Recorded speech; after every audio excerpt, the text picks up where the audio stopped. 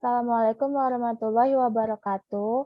Perkenalkan, nama saya Velia Permatasari. Hari ini saya akan memberikan presentasi mengenai informasi tentang virus COVID-19 varian Omicron.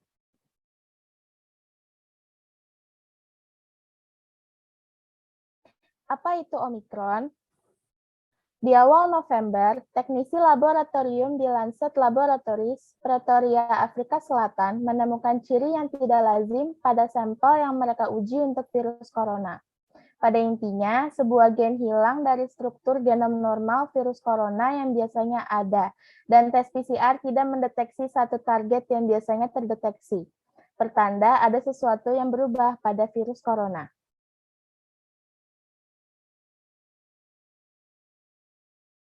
Lalu, apa saja perbedaan antara varian Delta dan varian Omicron? Yang pertama, ada penularan.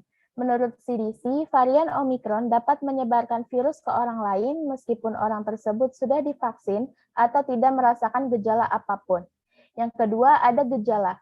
Beda Omicron dan Delta ternyata dapat dilihat dari gejalanya.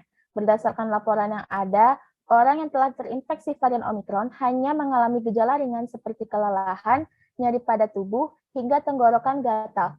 Para penyintas tidak merasakan demam, batuk, atau hilang indera penciuman maupun perasa. Bahkan gejalanya bisa membaik dengan sendirinya. Yang ketiga, ada efektivitas vaksin. Para ahli menduga bahwa virus COVID-19 varian Omicron cenderung lebih kebal terhadap antibodi yang diinduksi oleh vaksin.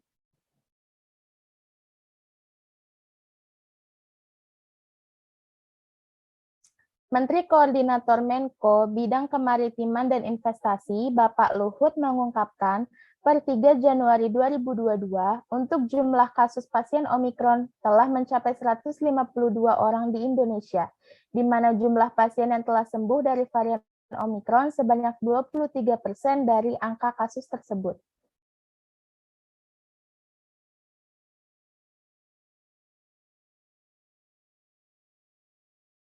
Adanya kasus Omikron yang masuk ke Indonesia ini tentunya membuat banyak masyarakat mulai panik. Namun, walau begitu, saat libur Nataru kemarin, pemerintah memberikan relaksasi dengan memperbolehkan liburan dan menjalankan ibadah Natal di gereja dengan tetap menjalani protokol kesehatan. Kebijakan ini juga dapat dibuat karena Omikron sendiri belum menyebar secara luas di Indonesia. Walau begitu, sudah seharusnya pemerintah melindungi masyarakatnya, karena ditakutkan jika varian Omikron semakin luas akibat banyak orang yang liburan ke luar negeri, lonjakan kasus di Indonesia bisa-bisa menjadi tidak terkendali.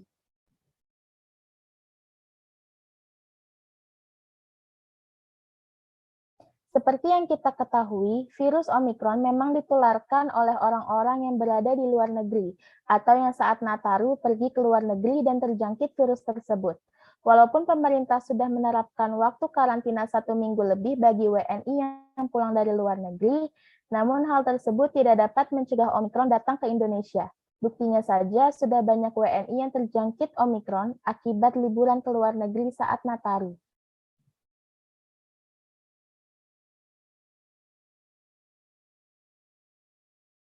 Ada beberapa kasus WNI yang menghebohkan jagat maya. Salah satunya adalah pasien Omikron yang kabur dari Wisma Atlet. Dilansir dari nexttrend.grid.id, Luhut telah mengonfirmasikan adanya pasien Omikron yang kabur dari Wisma Atlet.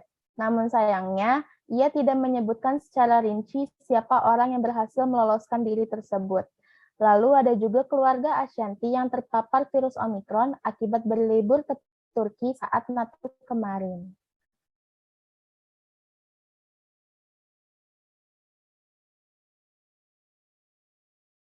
Dilansir dari medcom.id, ada beberapa kebijakan pemerintah untuk menghadapi Omikron di Indonesia. Yang pertama adalah vaksinasi anak berusia 6-11 tahun telah dilaksanakan, program booster vaksin COVID-19, dan karantina selama 14 hari bagi WNI yang akan pulang dari luar negeri.